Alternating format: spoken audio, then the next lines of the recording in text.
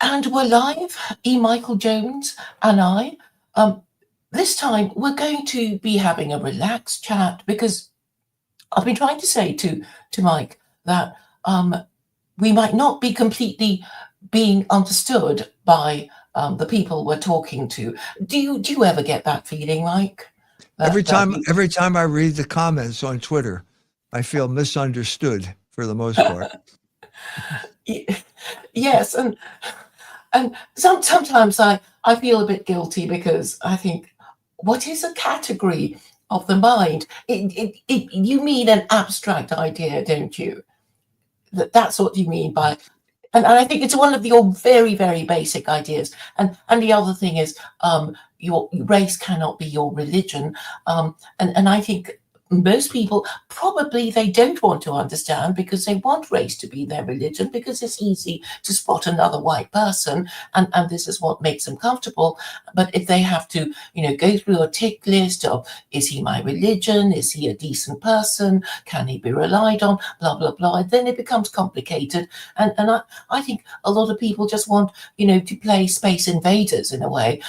That they can see it's an alien coming from outer space and they're supposed to shoot him. And they're happy with that exchange.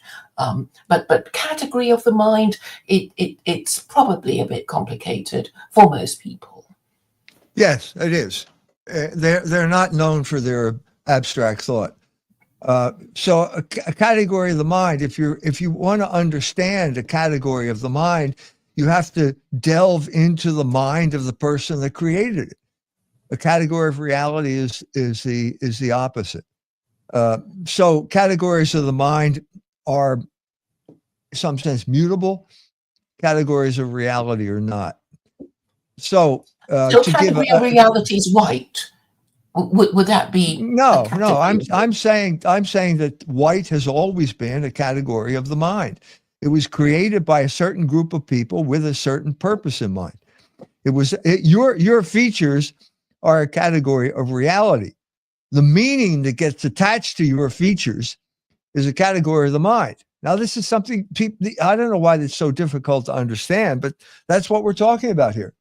So there's no meaning to your nose or your hair or your skin color. There's no meaning to it unless it gets imposed from without.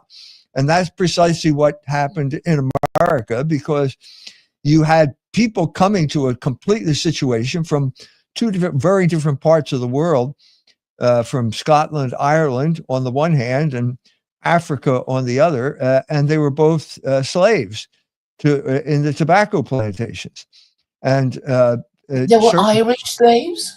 Yes, of course there were. Okay. Yeah. So there were, that sometimes they called indentured slaves, but there was really no distinction here. They were slaves, and so.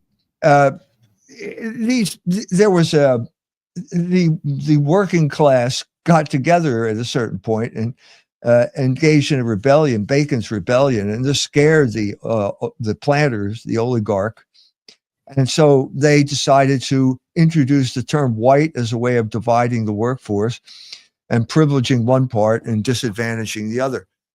There's never been a situation where white has not been had some type of moral value attached to it. That was from the very inception. It's never been simply a neutral description. When I was a young man and someone did you a favor, you would say that was mighty white of you. It's kind of ironic, but I mean, white was a value judgment, and that's what it's been ever since. Now, over the course of the centuries in America, the situation got flipped. So in the beginning, white was privileged and black was not. But then after the civil rights movement, 1954 to the present, the reverse happened. And so I can understand the resentment of this younger generation, because whenever they applied for a job or to get into graduate school, they had to check off a box that said that they were white, which meant that they weren't going to get it. Or this was working against them. They were forced to collaborate in a system that was based on a category of the mind created by the government to cause disadvantage to them and foster all the other groups there. Yes, this reminds me of an uncle of mine who still lives in California, and he was talking about university admissions, and he was saying apparently yellow people are now white because they're deemed to be as advantaged as white people and suffer the same disadvantage as you had just been mentioning, Mike, right, about right, university admissions. Yeah, so I understand their resentment, but what I'm trying to explain to them is you don't want to internalize the commands of your oppressors, which is what they're doing. So they're saying, okay, you said I'm bad because I'm white. Well, I'll show you. I'll fly a Nazi flag and give the Hitler salute and support Hitler. I'll show you. This is juvenile behavior. It's simply a reaction to something bad, and it's self-defeating. And so, as I said before, the example of how self-defeating it was when the monuments started to be taken down, and a bunch of people who identified as white went to Charlottesville to defend the statue of Robert E. Lee, and they were lured into a trap. The city collaborated with Antifa and a number of Jewish lawyers, and they were lured into a trap. And that what they became clear is that you have no rights if you're white. You know, the First Amendment does not apply. They thought that because they were American citizens, that they had freedom of speech and freedom of assembly. Well, you don't if you're white. If the legal system comes after you, or if this Jewish lawyer by the name of Roberta Kaplan comes after you, you start to realize that you don't have rights under the Constitution. That's wrong, and by what I'm trying to say to these people is, I know it's wrong, but do you want to walk into a trap? I mean, it shouldn't be this way. But the fact that it is this way means that you should act prudently. In another words, yes. Well, they thought that I was siding with the racist, the government affirmative action racist by saying that. Well, that's not what I'm saying. I'm saying, do you want to fail? Do you want to be hurt? And I'm saying there are people out there now who are promoting this deliberately because they know they can hurt you this way. So yes, it seems to me that by victimizing whites, this causes white people to talk about being white, and then when white people talk about being white, the government says, "Aha, you're a white nationalist because you keep going on about race, and therefore you must be a racist and white nationalist." I think the whole idea is to create a victim class and get the victim class to identify themselves by the language and words that they choose to use, right. Thereby identifying themselves. It's almost like they're putting on, a "kick me" sticker on their backs. And you were saying something, I think, about protected characteristics. And I don't know if you are aware of the Equality Act 2010 in the UK, but basically it's saying if you have a protected characteristic of race, of age, of sexual orientation, or religion, you can claim a protected characteristic under the Equality Act. But if you're a white man, you have no protected characteristic at all. Well, this is ridiculous. This is ridiculous. It's completely ridiculous. It shows that there's now this group of people got into power. The high point of their power in America was the Biden administration, which implemented diversity, equity, and inclusion. They took over certain institutions like universities and applied it there. But the reaction came when Trump came in. And now the universities are not allowed to act in that fashion, not allowed to apply those criteria. And if they do, they will lose their money. So there's a lot of consternation at the University of Notre Dame, which is not far from me, because there are a lot of people there who were simply hired because they had a uterus, or because their skin was a certain color, or because they had an affinity to members of the same sex. And these people created a block. They are, by the fact that they were hired for those criteria, it means that they're incompetent. It means that other criteria other than scholarly competence figured in their hiring, and they know that. They know that, and they band together and they form a political bloc within the university that basically takes over the university because it's being funded by the government. Now it's not being funded, so there's a lot of consternation at Notre Dame. Like, what are we going to do? What do we do now? Do we become more Catholic than the Pope when it comes to DEI? Well, that'll cost you a lot of money. And believe me, the one thing that Notre Dame holds sacred is not the Catholic Church, it's money from the government, which made the place what it is today. So they're in a bind right now. How long is this going to last? I don't know. How long is Trump going to be in office? Is it something permanent? Will it be reversed when the next person comes in? Whatever it is, it has caused lots of consternation because it's basically unjust. It's not fair to hire people for these reasons. It's a category of the mind. Okay, so what I'm saying is, if you want to understand its purpose, you have to understand the mind of the person who's imposing it or proposing it. And that would be, shorthand would be the Democratic Party, who knows that they can, if they hire people like this, they will be loyal supporters of the party, and therefore they will continue their control over the culture, political culture. But it seems to me these maneuvers are intended to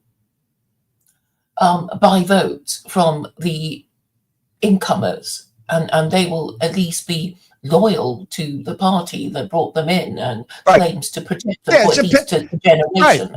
Right. It's a form of patronage. It's a patronage system. Mm-hmm. There was always a patronage system in America. The ethnic groups would, like the Irish, would take over New York and they'd hand out the jobs to their supporters. So it's not something new. There was a kind of reform in the 60s where they wanted to institute civil service exams in places like Philadelphia to break the hold of the Democratic Party over certain institutions. It was always kind of phony. The other thing was phony too. I mean, where does it say in the Constitution that you have to have a degree from Harvard to get elected to office in Philadelphia? Well, obviously it doesn't. This is representative government. And so what does that mean? But at a certain point, you had the rise of credentials with the rise of the university as a way of getting around this patronage system, but it's just simply a more sophisticated patronage system. So, could you explain what you meant by, I mean, was it actually the case that you had to have a degree from Harvard to be... No one ever said it, but it was de facto the case. Let's say Philadelphia in the 1950s and 1960s. The Republicans controlled the city. The Republicans were mostly Freemasons, Protestant Freemasons. These were the people that hated Catholics. There was a large Catholic migration into Philadelphia. The Democratic Party proposed them, and then there was a new group of people that came in after World War II, who the Democrats took over the city. Well, the factor in the ethnic group, the WASP ruling class, always had access to higher education at prestigious institutions like Harvard or Yale or University of Pennsylvania, whatever it was. And so they would say, well, I'm more qualified for the job. Well, I don't know. Maybe you are, maybe you aren't. But the point is, with representative democracy, that's not supposed to make any difference. The people choose the people. And so the Irish, who were always frozen out from these elite universities, would elect people simply because they were Irish. And so Mayor Curley in Boston, the mayor of Boston, which had a large Irish population, was sent to jail, and he was reelected from his jail cell because the Irish were determined to have one of their people installed in this whole thing as mayor of Boston. So it was basically this ethnic conflict going back and forth. in places like Boston, Philadelphia, and New York, all leading to riots, the nativist riots of the 1840s. Basically, could you tell me about the riots in the 1840s, because I'm so ignorant of American history? Who were they against? They're called the nativist riots. It was basically, they were anti-Irish Catholic riots in all of those cities. The nativists would burn down churches. There's a convent. Lyman Beecher, the famous Protestant minister, probably the last Calvinist, was a flaming nativist, hated Catholics, and gave fiery speeches that probably led to the burning down of a convent. That's what the newspapers were saying at that time. Same thing happened. Like the Gordon riots in England. I'm not even sure what year they were, but the Gordon riots were anti-Catholic riots, weren't they? Which riots are you talking about? The Gordon riots. I have to look up when they actually happened, but they were anti-Catholic riots. And I'm not sure who you mean by nativists. Who are they? The nativists were the Protestant mechanic class, largely in places like Philadelphia. So in Philadelphia, there were a lot. Irish moved in. When the immigrants move in, they're always going to undercut the wages of the working class that's already there, and that was part of what was fueling this resentment. There was, all kinds of crazy stuff. There was a Jew who showed up and became the head of the anti-nativist of the anti-Catholic forces in Philadelphia. A weird kind of story. In the 1840s were a time of total upheaval in America. It was, first of all, they corresponded to the end of the Second Great Awakening. The Great Awakening is something that always happens in a Protestant culture because Protestants can't go to confession. And so the guilt builds up and suddenly they go crazy. They have to have these cathartic, big tent meetings where they publicly proclaim their sins. They could have done it privately if they were Catholics, but they have to do it in public because they just can't stand it anymore. They roll around on the floor. This is the first Great Awakening was like that in the Connecticut River Valley. The Second Great Awakening had an impact on New York State. And as a result of this, the local Protestant population in Philadelphia marched on a convent, burned it to the ground, and just created a sense of upheaval in the city. This is a time, as I said, this is when the Mormons came into existence. This was a time when Calvinism collapsed as the organizing principle of of the Protestants from that Massachusetts area. Okay, nature abhors a vacuum. As a result, these crazy sects like the Mormons came into being. Joseph Smith was a little bit earlier, like 1830. He died in 1844 in what was a kind of riot. He had been arrested. Joseph Smith, the founder of the Mormons, is like the classic example of sola scriptura, where the guy claims that he got this revelation from an angel and it was on golden tablets. And once he says that, you can't talk to him. So then you say to him, well, look, Mr. Smith, you've sexually molested about 47 teenage girls here. This is against the law. It's called statutory rape. So I think you should come in and we answer some questions. Well, Smith was lured into a jail. And he went from Nauvoo, the colony in Missouri, to Carthage, Missouri, where they had the county seat. They had the jail there. He was going to go on trial. And at a certain point, the people found out about it, and a mob showed up at the jail, and they broke into the jail, and they killed him. And this is the logical outcome of sola scriptura, which makes every Protestant infallible. You can't talk to a guy like this. You can't say, he said, well, God told me to have sex with those teenage girls. What am I supposed to say? Okay, maybe you think God told you that, but it's against the law, so we're going to arrest you. And when the people find out, they're even more outraged in the legal system, and they kill the guy. There's something logical about this. If you can't talk to the guy, you have to shoot him, which is what happened there. So this is the time of upheaval that we're talking about, because you've got all these new religions, new sects coming into it, not just the Mormons. The Seventh-day Adventists come into existence at this point, and you've got all of these Catholics showing up with a religion that's, from their point of view, even weirder than the Seventh-day Adventists. And so how do you deal with it? Well, it led to violence. An American religion, but that is obviously not Mormonism, because I guess Mormonism is the original white new American religion, isn't it? Mormonism is a classic American religion. It's a classic American phenomenon where you're off in the wilderness and God talked to you. And so you're going to found your own religion. There's no way, the United States has no way of dealing with people founding new religions.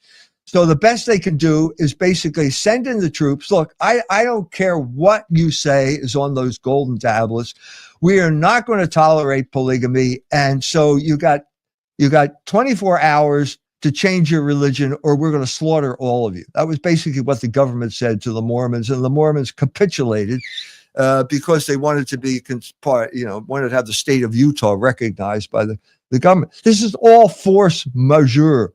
There is no dialogue going on here. You can't talk to people like this. You can't, in Philadelphia, you can't talk to a Quaker.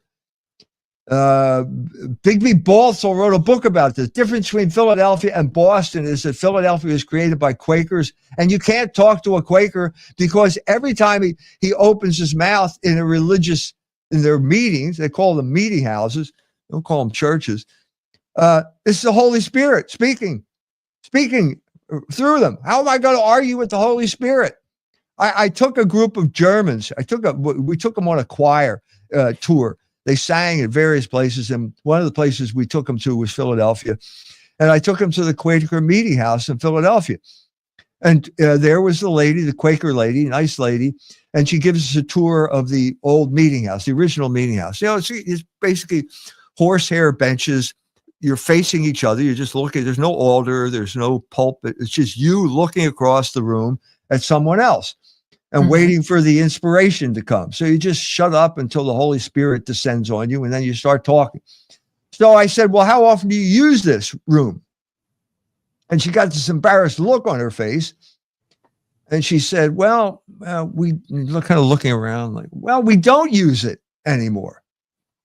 I said, why don't you use it anymore? And she says, well, and she's getting more and more embarrassed. We use that room over there. See that little room over? Well, why do you use that when you have this nice big room? Well, she said, and then she starts telling me the real story. This is near Skid Row. It's on 2nd Street in Philadelphia. So it's where the bums, the alcoholics end up, 2nd and Arch, places like that.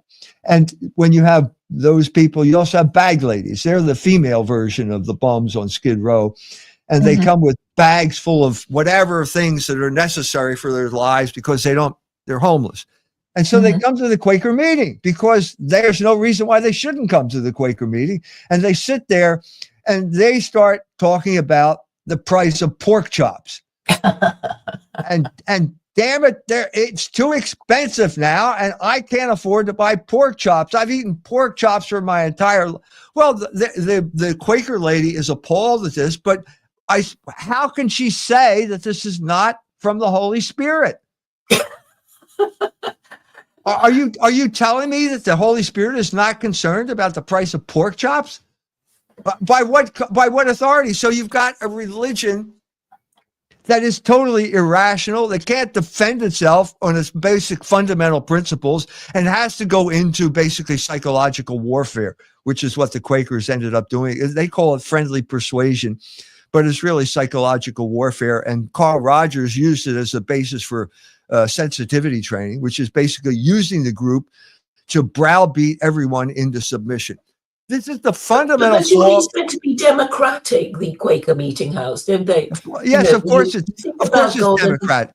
Yes, it's democratic. You're absolutely right.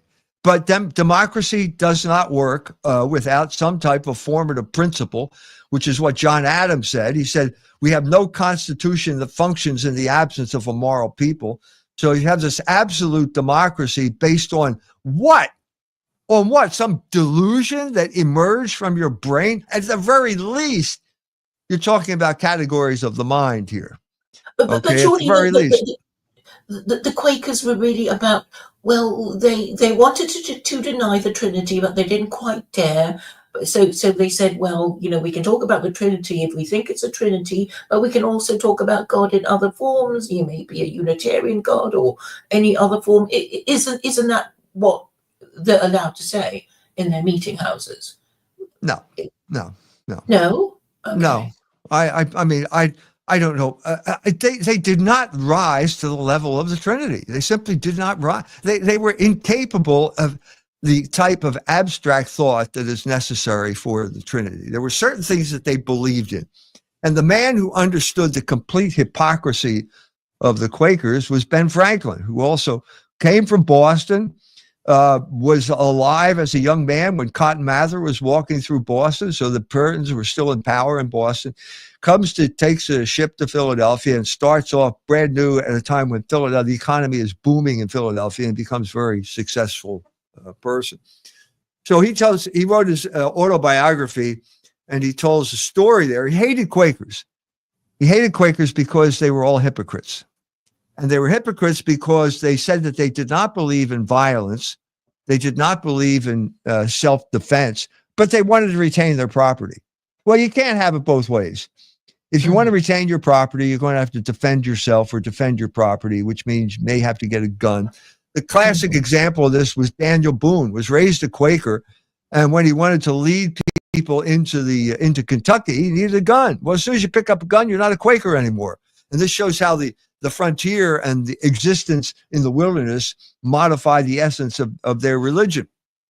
So Franklin is sailing from Boston to Philadelphia, and they see a ship on the horizon, and the captain says, I think it's a pirate ship. So all women and children under board go below, but I want the men to pick up guns and defend the ship. So William Penn's on the ship. He goes below board, but one of the Quakers picks up a gun. Well, it turns out it wasn't a pirate ship. And so when William Penn comes up, he says to the fellow Quaker, starts berating him for betraying his religion. And the man says to him, well, thou didst not complain when thou thoughtst was a pirate ship. In other words, it's total hypocrite. You're a hypocrite. You were happy for me to use the gun to defend you when you thought it was a pirate ship, but now you're going to berate me because it wasn't a pirate ship. This is the type of hypocrisy, the irrationality of all of these Protestant sects that came over to the United States of America. The English couldn't stand them anymore. They were lucky. People like they were lucky to get out of England alive. I mean, most of them should have been tried for treason and hanged. Certainly, John Milton should have been hanged for treason. Oliver Cromwell should have been hanged for treason. I mean, regicide is a serious crime, isn't it? And they should have been hanged for it, and they should have basically exterminated the entire wretched sect of Puritans. But instead, they sent them over here. And over here, there's no one to rein them in, and so they go crazy. And the result is America, the America that we have today. And the crucial transitional moment here is the Bible, sola scriptura. But before we start on sola scriptura, perhaps we should give the Puritans a mention. From memory, the Quakers and the Puritans didn't get on, and I discovered that through the book, the stories of Nathaniel Hawthorne. I know you specialize in his novels, and I was hoping you tell us a story about the Quakers and the Puritans not getting on. Right. So the Quakers, no matter what they are today, they were not that today. And the Quakers had this penchant for taking off their clothes and walking naked through cities like Boston. And I believe it was Yeah, Quakers, naked Quakers. It was a kind of thing back then because God told me to do it. You can't tell me to disobey God, so I'm going to walk. Well, it outraged the people of Boston, and they hanged 6 of them. So Philadelphians were never really welcome in Boston after that point. So they ended up in Philadelphia, and over a period of time, all of these lunatic Protestant sects have to conform to reality. And so they give up this. Well, I know Quakers, believe me, they were not walking around naked in Philadelphia when I was growing up there. They had to put on clothes. And what they did, though, what it got refined into was ethnic cleansing. The Quakers became experts at ethnic cleansing and experts at hiring proxy warriors. So this happened in Maryland. Maryland was a Catholic colony. The Quakers come in, they hate Catholics, and they use the locals, hire them as proxy warriors and drive the Catholics out of Kentucky. Drive them out of Maryland. They take their horses. They're not going to leave the horses behind. Walk through up the Potomac to the Ohio River, get on barges. They go down to Louisville, get off in Louisville, and they walk into the woods and create a Catholic colony in Western Kentucky, where the main thing they make is whiskey. And that's true to this day. It's still a Catholic colony, a Catholic settlement, and they still are famous for making whiskey there in places like Bardstown. So they did that, but by the time I was around, let's say in the 1950s, I was born in 1948. In 1954, my family was ethnically cleansed from an Irish neighborhood in Philadelphia, not by Quakers, but by Black people. The Blacks were the proxy warriors for Quaker ethnic cleansing in the 1950s and 1960s. But weren't you supposed to embourgeoise yourselves and move to the suburbs anyway? Or wasn't that what Americans would do after? That's right. And why were they doing that? Why were they doing it? They just love going to suburbs where you mow the lawn and you have to buy a car? No, they were forced out. It was ethnic cleansing. And the Blacks were the proxy warriors that engaged in this ethnic cleansing. I've written a book on it. It's called The Slaughter of Cities, Urban Renewal as Ethnic Cleansing. A lot of archival research went into this book, which was basically the story of my life. Why did I end up in a section of Philadelphia, which was a de facto suburb? This was part of the assimilation process. More typical would be Chicago, where you were ethnically cleansed and you went to the suburbs, like I believe it was Park Forest.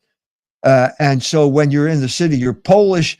As soon as you land in the suburbs, you're white. So it was, again, a form of identity theft or imposing this identity on people as a form of control, But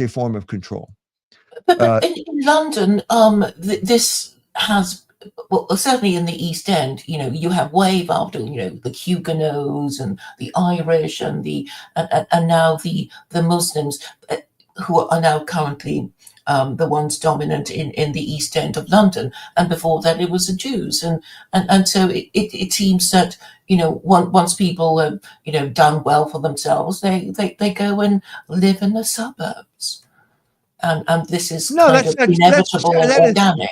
If there's one place where that is not true, it is London. Is Mayfair the suburbs?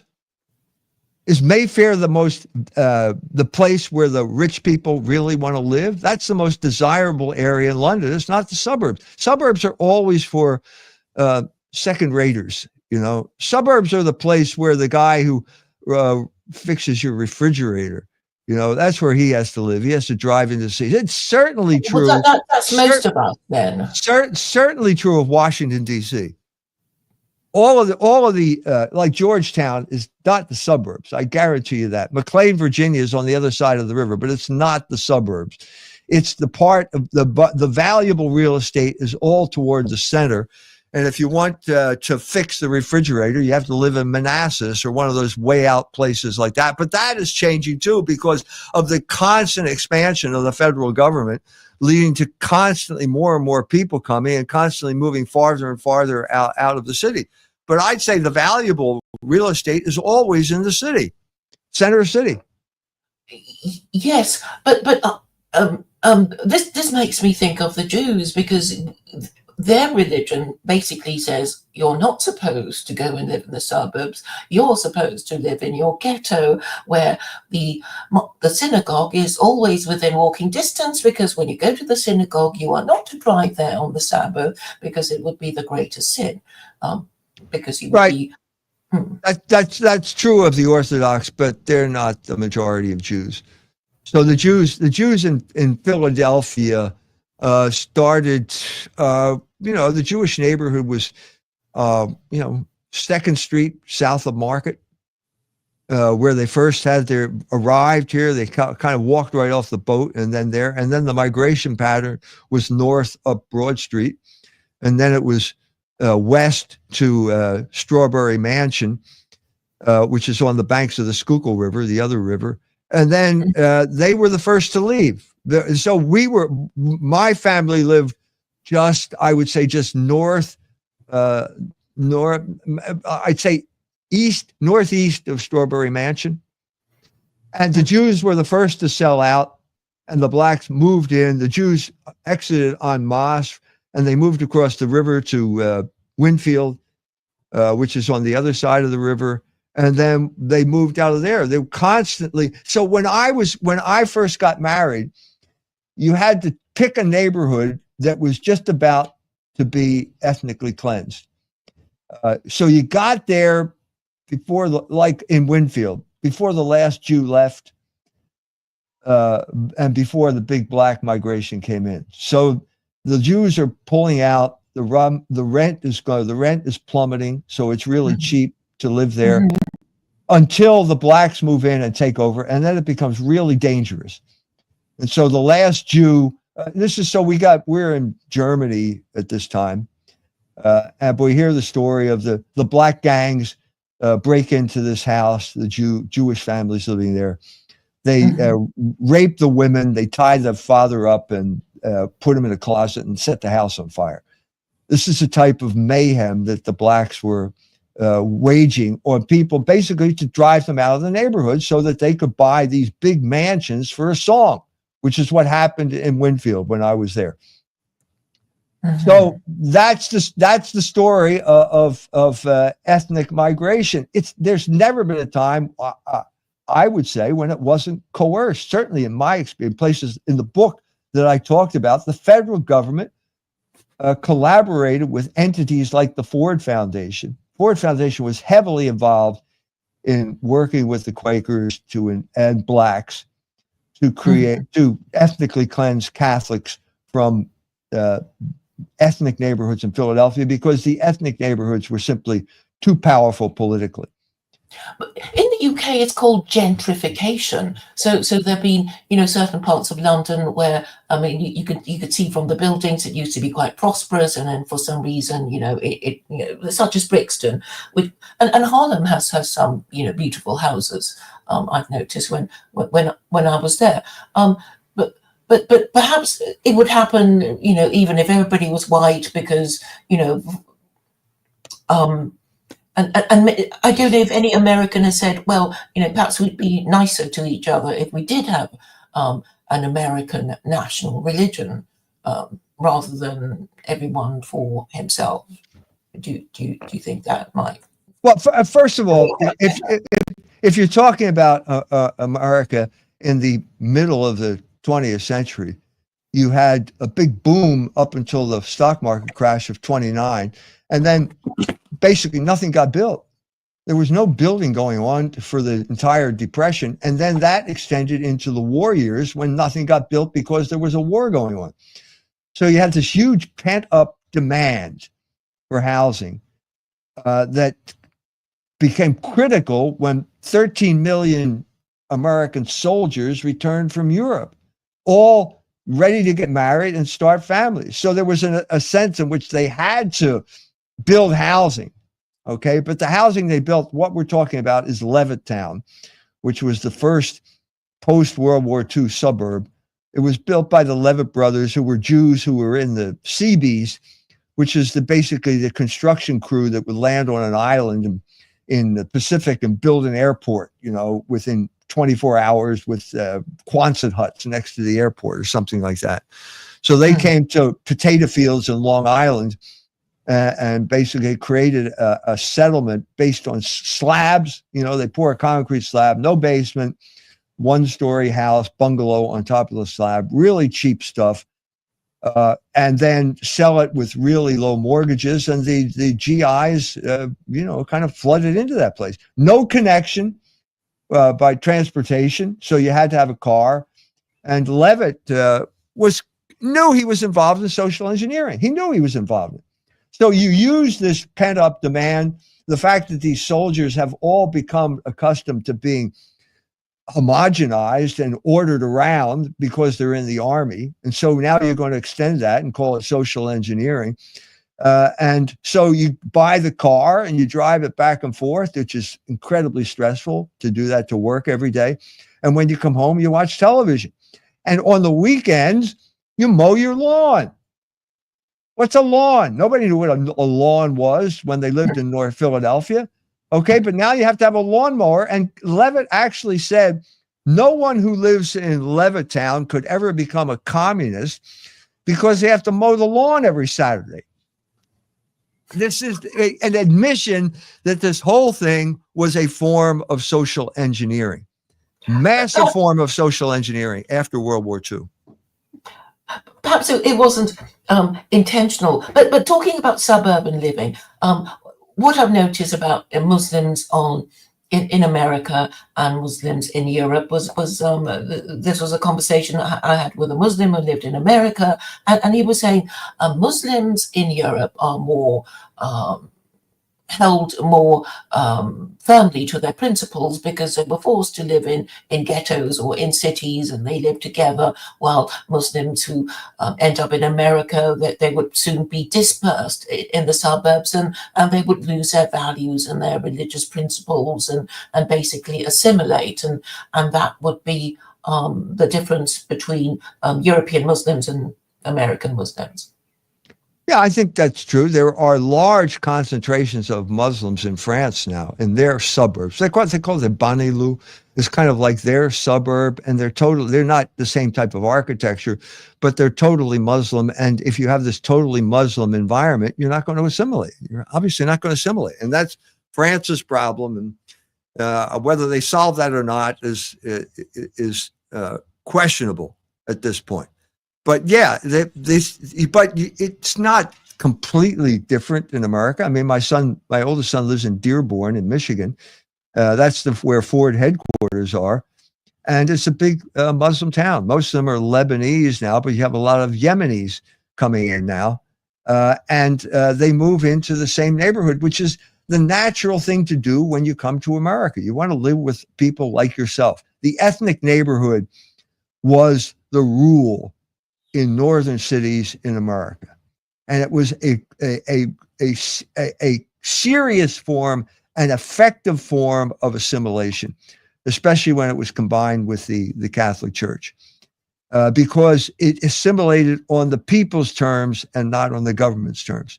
After, when Gunnar Myrdal wrote that book called The American Dilemma in 1942, he said explicitly that the freedom that people had before in choosing houses won't exist after the war.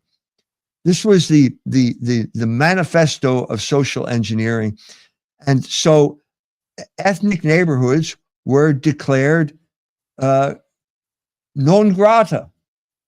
They were perfectly acceptable before World War II. After World War II, they were considered hotbeds of racism.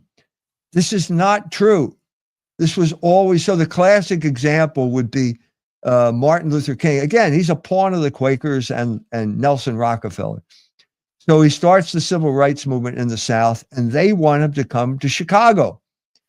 Well, it's a completely different situation. All of those black people were being brought up to Chicago as part of the social engineering that was going to drive the Polacks, the Italians, the Irish, and Lithuanians out of their neighborhood and to the suburbs where they would become white. And so Martin Luther King showed up in Marquette Park. The people started throwing rocks at him. They were described as white. If you asked them, what are you? They would all said Lithuanian. Well, it's hard to demonize people because they're Lithuanians, but you can demonize them if they're white, especially now that you've launched the civil rights movement. And that's precisely the way it was weaponized as of 1966, which is when Martin Luther King showed up in Chicago. Mm-hmm. Well, I remember you saying to Jared Taylor that white nationalists have no rights, but we Catholics still have some rights. And you were, I think you were basically saying everybody become Catholic and have more rights and forget white nationalism because you have no rights. Wait. When you're saying that, when you say it that way, it sounds as if I'm approving of depriving people of their rights. I am not doing that. I am saying de facto, and I had Charlottesville in mind, if you identify as white, you do not have rights in under the Constitution of the United States of America. The proof of that was Charlottesville and every other demonstration, basically anti-statue iconoclast demonstration that followed in the wake of that, including the battle in St. Louis over the statue of St. Louis. This was there was a guy, a kind of phony Muslim. He was at one point he was white. And then he became black when he went to a black high school and started talking as if he were black. And then he met the black Muslims there. And then he became a Muslim, black Muslim. Then he became a real whatever Muslim. And now he was a proxy war being paid to tear that statue down. And so how did he do it? He said that there was a counter protest, and it was people, and he called them white racist, white supremacists. Well, It turns out that they were all praying the rosary. Now, is this something that white supremacists do? No. They burn crosses, but they don't pray the rosary. And so what he was doing, he was engaging in identity theft because the Catholics wanted to preserve the statue because St. Louis was a Catholic king, and that was part of the identity of St. Louis. And so this is rage back and forth. I got the debate with him. When I said this to him, his whole position collapsed. And then this is Umar Lee. Yeah, Umar Lee. So when the final straw that broke the camel's back is they all march in one day and they got this African nun leading them in.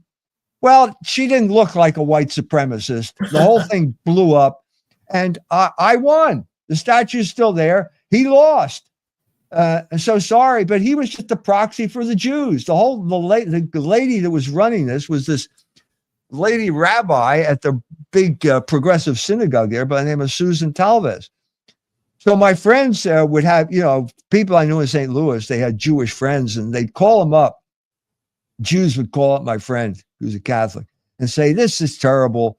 That nobody takes that lady, Susan Talvez, seriously. She's not a real rabbi, blah, blah, blah, all this type of stuff in private conversation.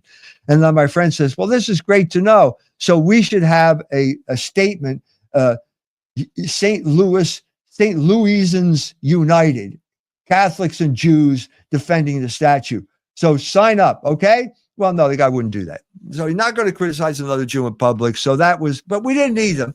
The whole point of that was to engage in identity theft and have these people, not voluntarily, but have Umar Lee impose this category of the mind on them called white. And as soon as if they accepted that, or if they accepted those terms of engagement, they would have lost. And the fact that I entered the debate and said they're not white, they're Catholic, they won. Because Catholic is a protected identity. You have protection if you're a Catholic. You have no protection if you're white. Exactly. So So white people, I think a long time ago, knew that they couldn't just call themselves white in Europe. They had to call themselves Christian, and then they had their own ideas about what kind of Christian they wanted to be. But religion is a protected characteristic, and maybe some religions are higher status than other religions, or certain denominations of Christianity would be higher status than other kinds of Christian denominations, and really, it is about a fight for status, isn't it? And Well, whether this did not happen overnight. So if you go back to the 1840s, there was no toleration there. If you're a Catholic, I'm going to burn your church down. If you're a Mormon, I'm going to shoot you. You know, this is the way it was back then. But by the time you reached the after World War II, you had this rabbi who was writing for National Review. This is now the era of conservatism, that category of the mind, and the other category of the mind, Judeo-Christian. And so the rabbi resurrects the triple melting pot theory, which I think is true, and writes a book called Protestant Catholic Jew. And so we accept these identities as established ethnic identities and, in a sense, protected ethnic identities. The Jews were very avid to do this at that time because they were looking for acceptance. For the most part, Jews were not accepted, would be accepted as equal. This is a fiction. It's a fiction that disguises the deep divisions in American culture, Protestant and Catholic for one, Protestant Catholic Jew. These are deep divisions, but you create this kind of fiction of American identity, and it holds the peace for a while. What I'm saying now is we're going through a huge crisis in America because American identity was basically Protestant. If Samuel Huntington, when he wrote that book called Who Are We?, said we are an American as an Anglo-Protestant. Because the English were Protestants. That's the only reason, isn't it? Because it was a colony of Britain, and therefore... Right. We're talking about is the English colonies that were created here in the 17th century or around that time. So yeah, America was a Protestant country.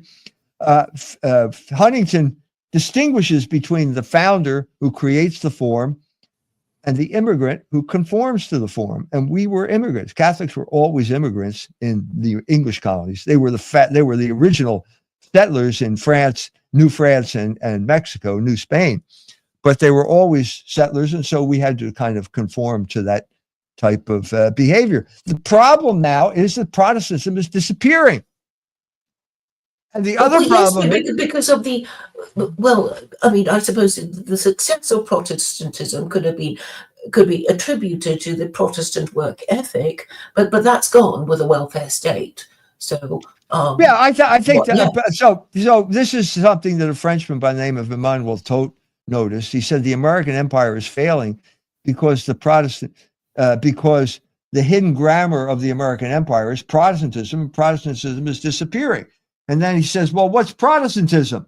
And that's where he goes down that rabbit hole known as Max Weber and the Protestant work ethic and Protestantism and the spirit of capitalism, all that type of stuff. He misses the boat. And that's why I tried to correct him. And the thesis of my book is basically the hidden grammar of Protestantism is Satanism. Now you say that and people get all upset, and ladies will write to me and say, I've been to church and Protestant churches all my life, and I don't think we ever worship Satan. So you can't just say it. So what you have to do is you have to say, well, look, who were the Puritans? They were the people who were basically the Protestant sect that became dominant in America, certainly after the Civil War. But at that point, it had changed into Congregationalism and so on and so forth. But who was the great Puritan poet? It was John Milton. And what was the great Puritan poem? And it was Paradise Lost. And who's the hero of Paradise Lost? It's Satan. Everybody knows that. And so you would be amazed. I cover all these things in the book of all of the people who were major thinkers in America, from like Tom Paine all the way up to Jack London, who quote Satan's speech in Paradise Lost as the justification for what they're doing. Can you remind us again about what Satan said in Paradise Lost? Well, so the beginning, it's a great poetry. So the beginning is that Satan's rebellion against heaven and God has failed. And he wakes up and he's in the blazing lake in hell. And he wakes up and he looks around and he says, I'm going to get back at God. And then he gives you the kind of premise of Satanism. The mind is its own place.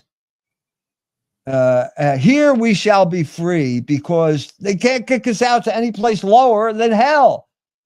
And so what we're going to do is we're going to get back at God. I have a plan, and it's better to reign in hell than it is to serve in heaven. Now, that is the essence of Satanism. Satan said, non serviam, I will not serve. That is the characteristic of Satan. That's why he fell. He didn't have a body, so it wasn't because he committed adultery. It was because he would not accept the divine order of the universe and worship God. And that's the attitude that the Puritans took over here. When Satan looks around hell in Milton's poem, he says, here we shall be free. Well, that's exactly what the Puritans said when they landed in Massachusetts. They had internalized the satanic understanding of the social order. They were going to be better to reign in hell than to serve in heaven. All of these things are the quintessential Protestant attitudes that they got modified over a period of time. Were they such bad people, these Puritans? What terrible things did they do in America? I'm not quite clear about that. They did exactly the terrible things that they did in Ireland. So when you have a guy like Cromwell or Milton, for that example, you hand him a Bible, he's immediately going to go to the Old Testament, and he's immediately going to read those stories about Gideon and Joshua conquering Canaan and destroying the inhabitants. And so Cromwell immediately says, well, I'm Gideon. And that means the people I don't like are Amalek. And that means the Irish. And so when he goes to Drogheda, the Irish are in a church thinking that there's a sanctuary if they're in a church. He slaughters them in the Catholic Church because he's Gideon and God told him to do it. This is the quintessential satanic nature of Protestantism. And when they got to America, they did the same thing to the Indians. The Indians were Amalek. Is it quite fair to blame this on the Protestants? Because really what we're describing here is surely imperialism, red in tooth and claw, which is not unique to What's the hidden grammar of imperialism? It's Protestantism. And what's the hidden grammar of Protestantism? It's Satanism. This is the empire is based on these type of presuppositions, even though what you have over a period of time is, I've been calling it the evaporation of Protestantism. You could also call it the distillation of Protestantism because distillation is faster. So you burn away the extraneous things. And what's the gist? The gist is Satanism. The gist is non serviam. The gist is the mind is its own place. And it's better to reign in hell than to serve in heaven. This distorted understanding of freedom as rebellion against God.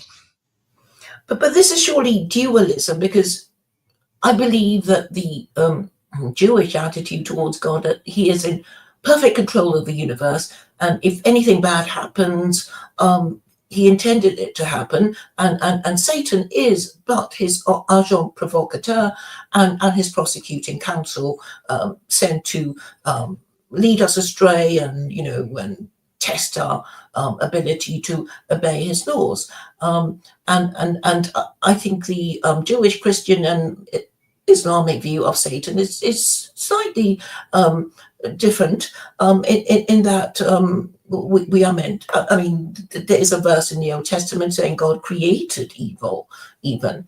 So the idea is that if this life is but an examination hall to test our ability to distinguish between good and evil, so that we can go to the better place in the afterlife, then good and evil necessarily have to exist. What did Satan, let's contextualize this. What did Satan say? Evil, be thou my good. That's what Satan said. That's the Puritan attitude.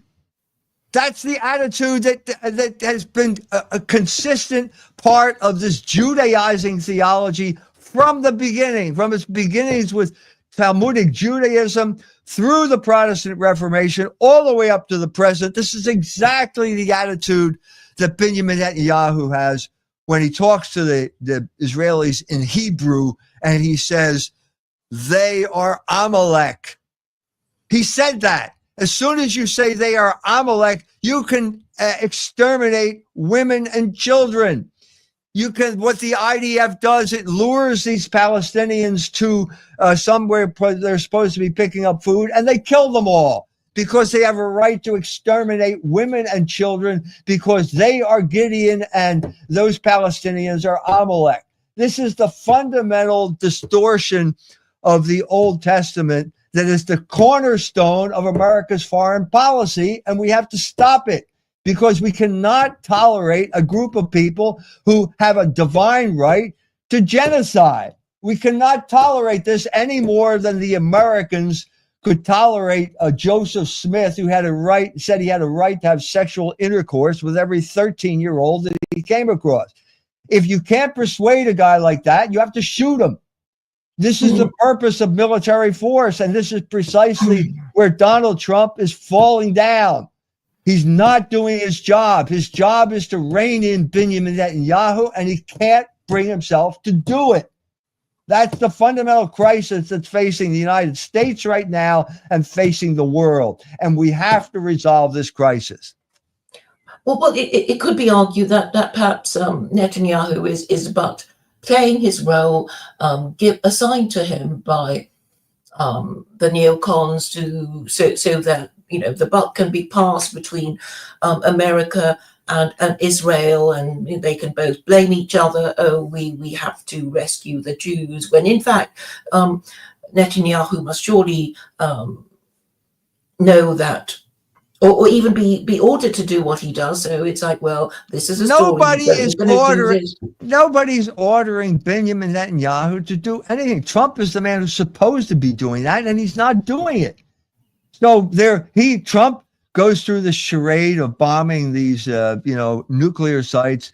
The Iranians fire a couple missiles back, and then Trump declares a ceasefire. And as soon as he does it, this is in Israel's interest, by the way, because they're running out of missiles. As soon as he does that, Israel violates and Trump is bad. He has to distinguish the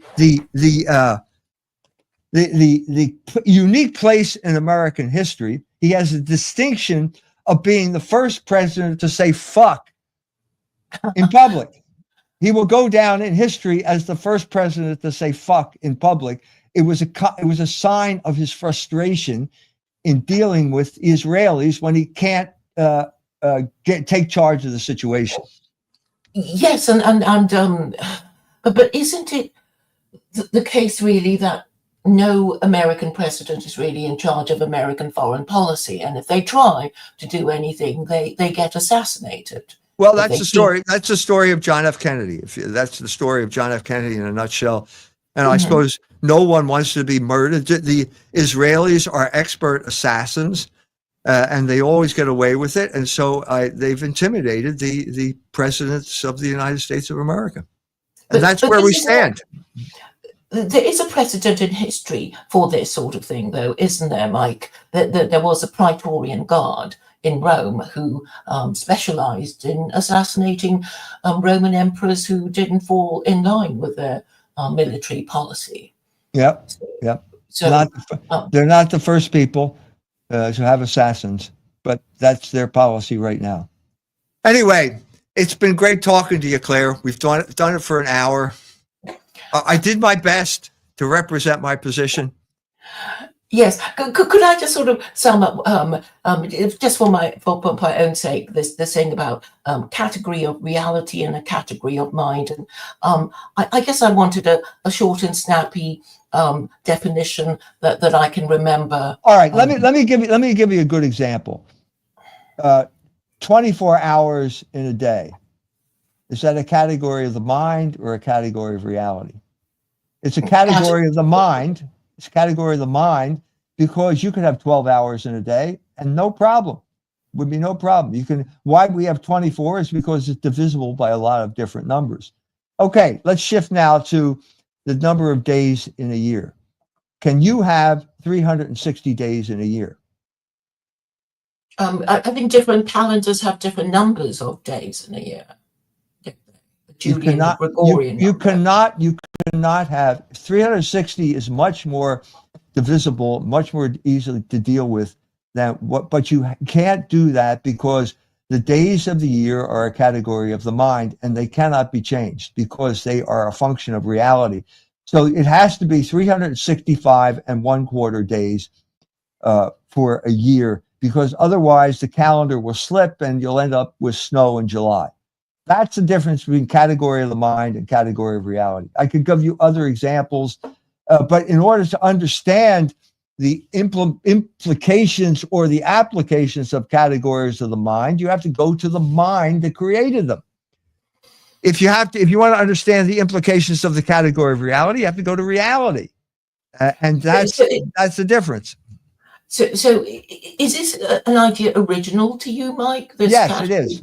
Yes, but obviously I have some backing in studying philosophy, so it's related to the res cogitans and the res extensa of René Descartes, and it also goes back to William of Ockham, which is the curse on English thought comes from William of Ockham, who was a nominalist who felt that all categories were categories of the mind, which is not true. So to give another example, when I say the Jews are behind gay marriage, the Jews will immediately say, the ADL will say, this is proof, this is a category of E. Michael Jones's mind. And it's the only reason he's saying it is because he's a rabid anti-Semite. Now, when Amy Dean says exactly the same thing in Tikkun magazine, it immediately switches to a category of reality because she's bragging about it and just proves how progressive the Jews are. So this is the sleight of hand that is has to be clarified if we want to get anywhere in terms of dealing accurately with the world that we live in. Is this idea to do anything to do with teleology, the purpose of the idea which was created? Do you think it's is teleology relevant to? Yes, good. Of course it is. Of course it is. There is a teleology to nature. Even Aristotle felt that, and he didn't believe that there was a creator. But obviously, if there's a creator who created this thing, well, then you're going to see signs of his logos in this and signs of the causality that he put into it. So this was the problem with Islam. Okay, they never developed the idea of secondary causality, which is the basis of science, because they never understood the incarnation properly. They never understood the role that God played in creation. And so science didn't develop in Islam when it should have, even in spite of people like Avicenna. It never really got off the ground because anyway, wait a minute, we're getting too far afield. I can feel an argument building up here. We've done this for an hour. I got to get off. We can talk about that. If you want to read that story, read the chapter on Islam in Logos Rising, and I'd be happy to discuss it with you. All right. Thank you very much for the time you spared for us. And thank you. I'll speak to You're you welcome. Too long. Thank you, Mike. Thank you, Claire. Bye-bye.